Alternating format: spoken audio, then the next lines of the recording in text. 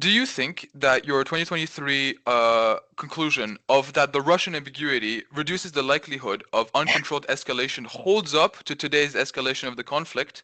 And if you could change your conclusion, what would you change?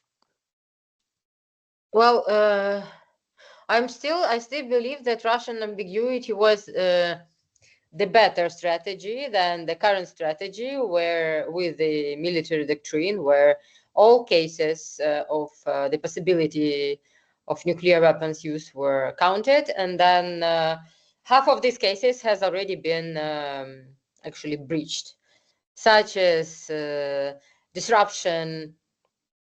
First of all, the disruption of the means of retaliatory strike, right? The Ukrainian Operation Spiderweb, which actually was striking heavy bombers, Russian heavy bombers, and then you see nothing happened. Also, the other case was Russian territorial integrity. Yes, when how to say, which is critical for Russia, but it shows that the level of criticality is very relative. Again, it gives us the possibility to cross and cross and cross it again. So I still believe that the ambiguity at some point is the better winning strategy than the transparency, at least this kind of relative transparency where everything is possible. Maybe to some extent it's not, but it is erasing the credibility of doctrine. Okay.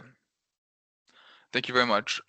Next question. In your co-authored article with Irina Maximenko, you talk a lot about a European and United States nuclear partnership to provide security to Europe.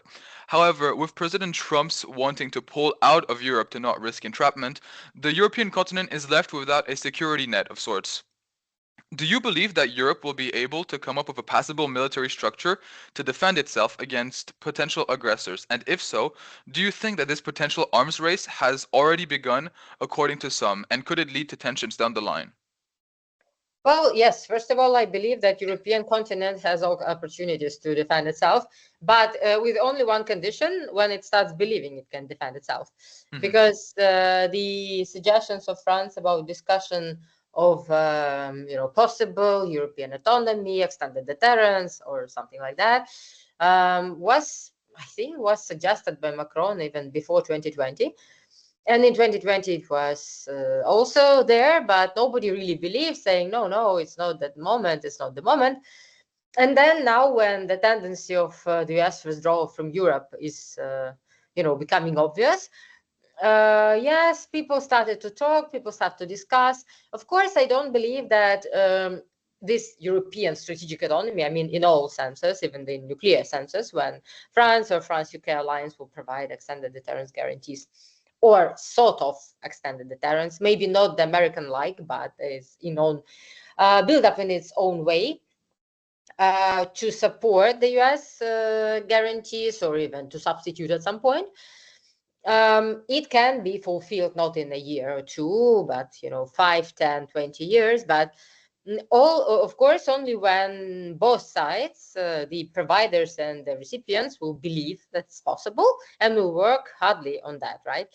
Because European defense budget, European procurement programs, European people's potential is much higher than the Russia's ones.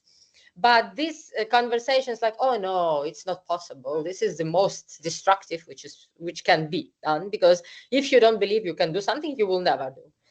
This is why you have material capabilities, you have intellectual potential, you have industrial capabilities, which is boosting up now tremendously. So the only thing is to believe, right?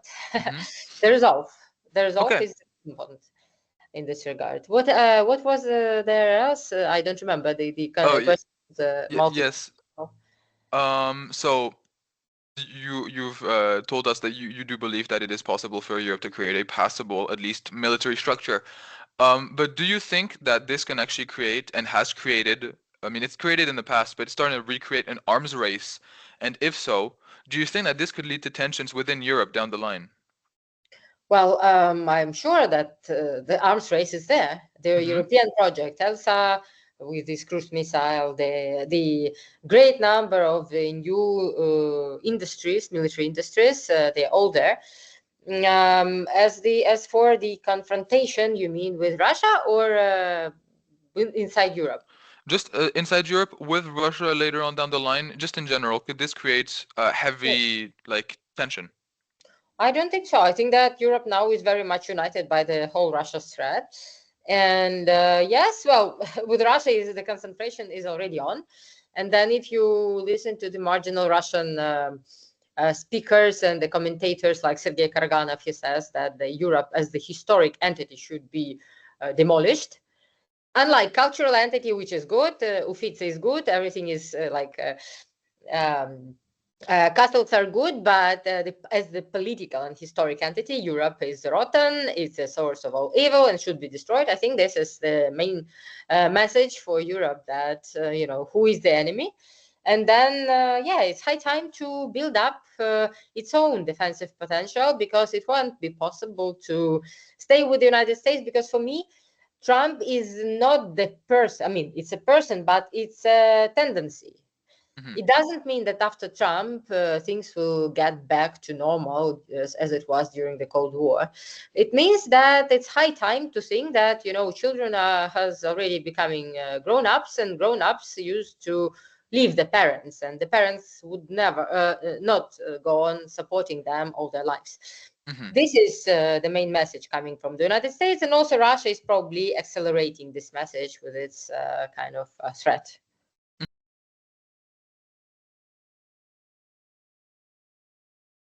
Well, you know what? Then we are coming in the Mersheimer's world, where everyone deters everyone. Of course. I don't think that this multiplication of small deterrent systems would be good.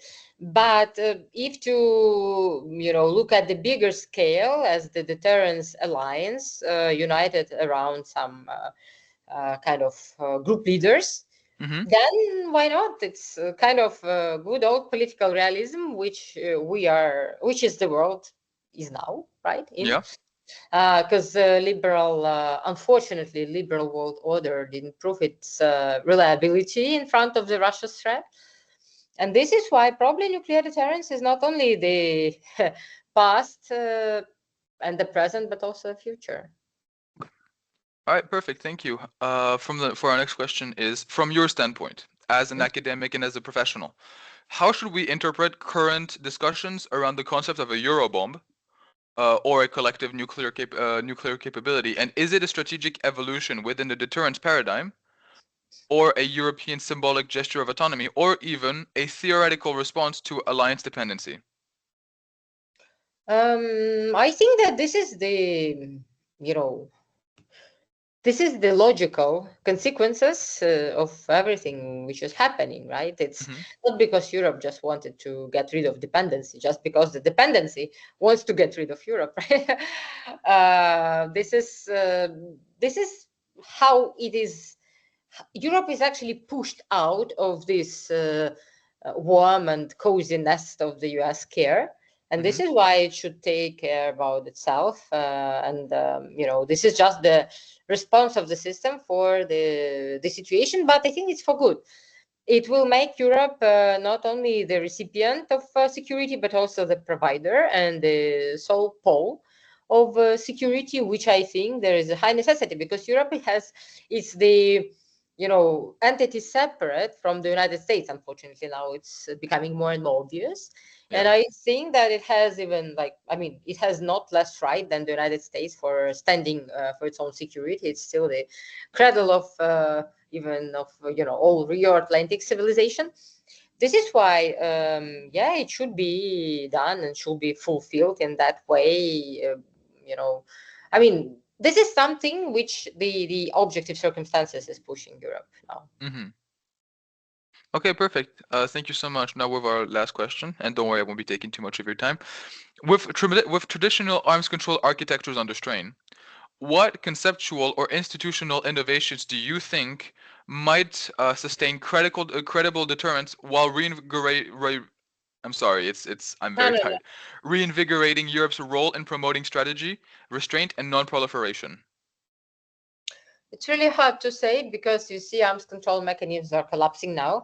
And Mm-hmm. usually Russia and the United States were the main providers of arms control. Actually, Europe has always been out of that.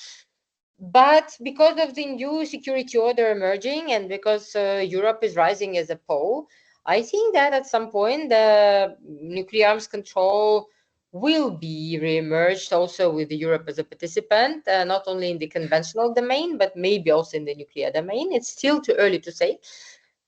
But, and currently it's really hard to, you know, because there are very contradictory trends. We are talking about the possibility of France and the UK providing security guarantees to Europe, and the question is whether it's possible within this current amount of warheads.